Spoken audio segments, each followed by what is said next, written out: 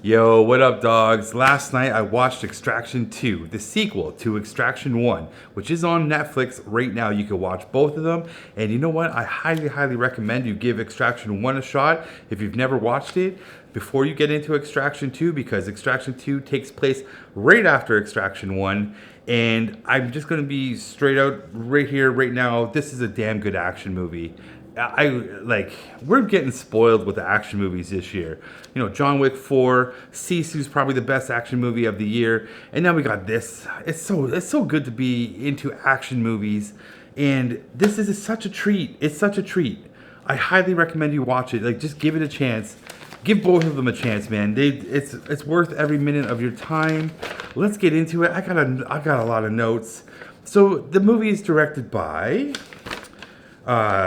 Sam Hargrave, who did Extraction 1. He returns for Extraction 2, and these are his first two actual feature films. And he, I believe, is a stunt coordinator, or he does all the B-reel for all the stunt filming as director of stunt film, filmer of stunt directing, whatever you want to call that. So he's done stuff on Atomic Blonde, Avengers Endgame, and other films of that nature as well. So this movie stars Chris Hemsworth. He returns as Tyler Rake. And in this sequel, we are going to extract his ex-wife's sister, who's stuck in a prison in Georgia, where is Georgia? Europe? Or the Middle East? Somewhere over there. And that is his first quest. And he is given this quest by I didn't expect to see him, but we have Idris Elba, who shows up, who plays a character named Alcott. Very mysterious character. We don't learn much about him, but I definitely think we'll be seeing him in Extraction 3. So he gives him the mission saying, hey, we need you to go and do this. And he's like, all right, I'll go and do this. And the prison life here is kind of interesting. So the character that's in the prison is played by Tornike Gogrichiani. I'm sorry about that name. And he plays a character named Zurab Rabadani. And he's in prison. He's a leader of, I don't know if he's the leader of or just the brother to the leader of this organization called the Zagazi. And they're kind of just a big criminal organization that has a lot of money. They have a lot of soldiers of fortune that work for them. And they're a big kind of family organization. Like, if you join this group, you are a part of the family. You are expected to go above and beyond, take a bullet for the honor of the Zagazi. And so this character is in prison, and that's where his wife, who is going to get extracted by Chris Hemsworth. She is, what's her name? Tina. I don't know how to pronounce this name. Oh man, I can't pronounce it. Tinatin. I'm so sorry, man. I'm sorry. That one I got a bush. I do not know how to pronounce that last name. And she plays the character named Ketavan Radayani. And she goes by Ket in this movie, and she's the wife, mother. She has children, 2 children. They're kind of important to this. And the whole point is, I don't even know how she got in contact with anybody to order an extraction. I think I missed that. I don't know if I slept on something there, but somehow she contacted Idris Elba's character, Alcott, and now Tyler is going to come and save her because they are related, not related, but he was married to her sister at one point in time and had a kid with her name was, I think, Mia or Naya. I can't remember.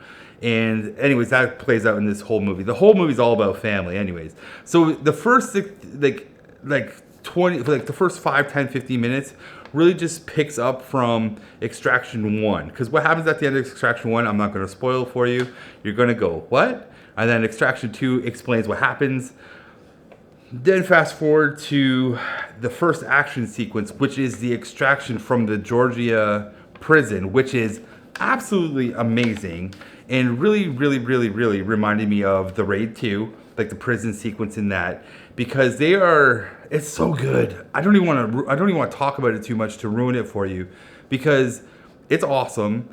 I think it's done in a single take, or multiple sequences of it are done in a single take where they edit it very nicely to make it look like an entire sequence. But it is damn good to watch. I really enjoyed it. And this is, in this instance of the escape, it's really good. And we run into and meet the son, who's played by Andro Japaridze. And his character name is Sandro Radiani. And he's a kind of a pivotal character in this movie. There's a lot of father-son elements to it between him. So, like, I don't want to spoil it. Man, I don't know if it will spoil it. So I'm trying not to spoil it. But there's relationship issues that happen between him and his father, and then him and his uncle. Why did I fold the paper up? That put him in a bad spot. His uncle is played by also Tornike Bziava, who plays David Radiani, and I believe he's the leader of the organization. Anyways, of the Zagyazi. And Sandro wants to be part of this family. He wants to be a Zagazi. And his mother doesn't want him to have anything to do with that. And as the movie unfolds, Sandro sells them out is the best way to describe it. And there's a damn good sequence after you get the raid sequence, you get a train sequence, which is also freaking awesome.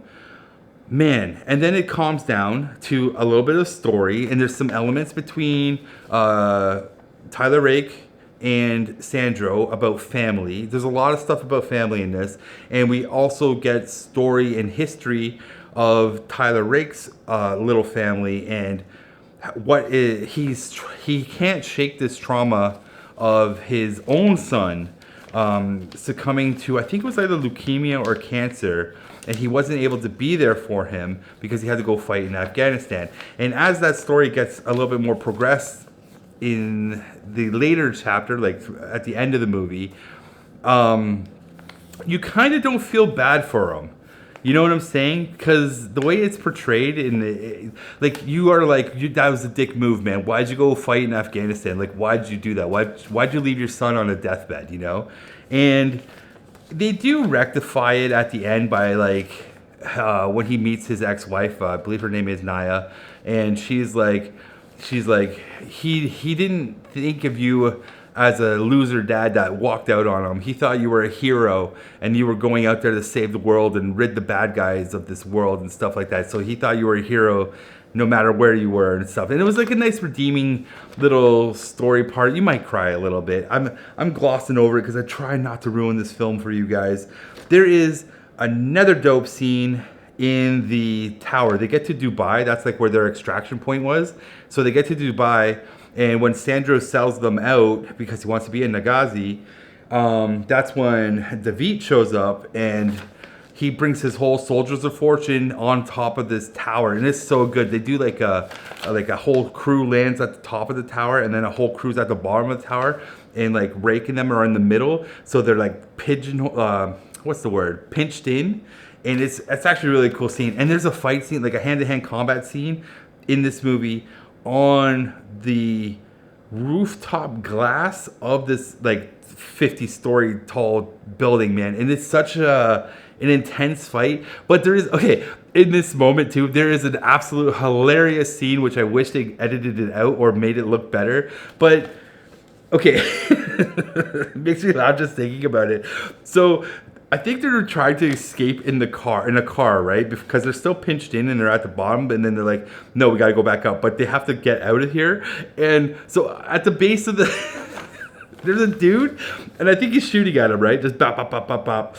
And I think it's Rake or it's the other character, Yaz, is doing the driving. And Yaz Khan is played by Adam Bessa, who is absolutely great in this movie. He's better in the first one.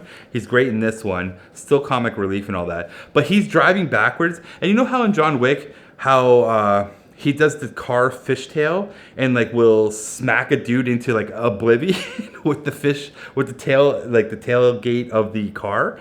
They try to do that in this movie. It is so comical because there's a dude shooting, like I'm saying, bop, bop, bop, bop, bop. And the way it's edited, it looks like Like, they don't show the tail whipping into the bad guy, right? They show the tail whipping from the interior of the car, so you just see the guy on the outside of the car go like he fake hits it. It looks so bad. And then they edit quickly to him falling outward. Like, it's such a bad edit. It's so comical, and the sound effect they use in there is like a literal thump. It's gold.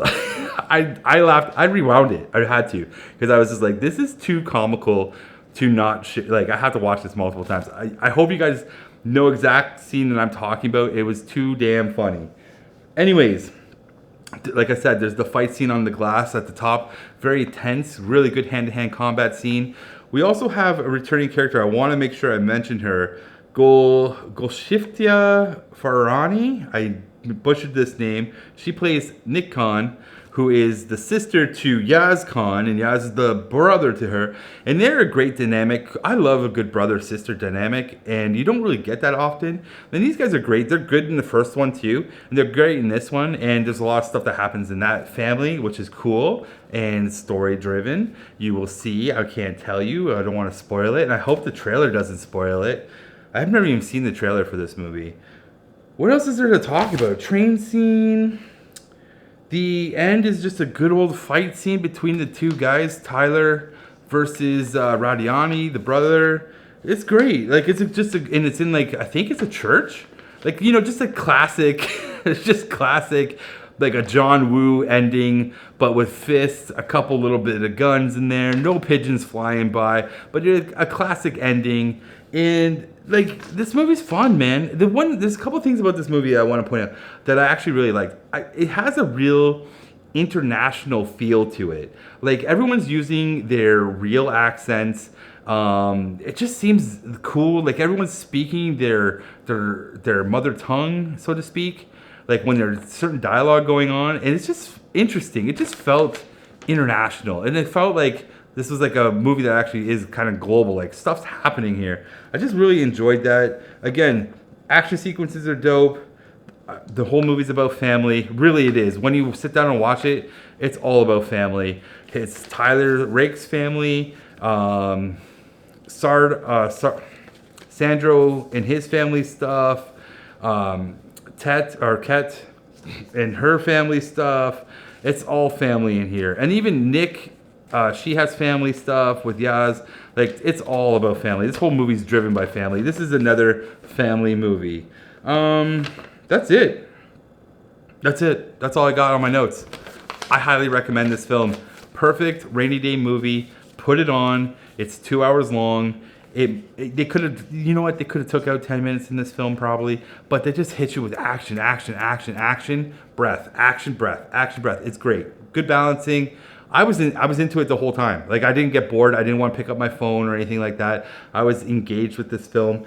I would have, hey, let's cut 15 minutes out, make it a nice tight hour 45, but whatever. It's still a good movie. I highly recommend it. I will probably watch this movie again in a year from now when I'm like, hey, when's Extraction 3 coming out? You know what I'm saying? Anyways, that's all I got for you. I'm going to try to see The Elementals tomorrow. I don't know. My schedule is so crazy right now. I do not know when I'm going to see this film.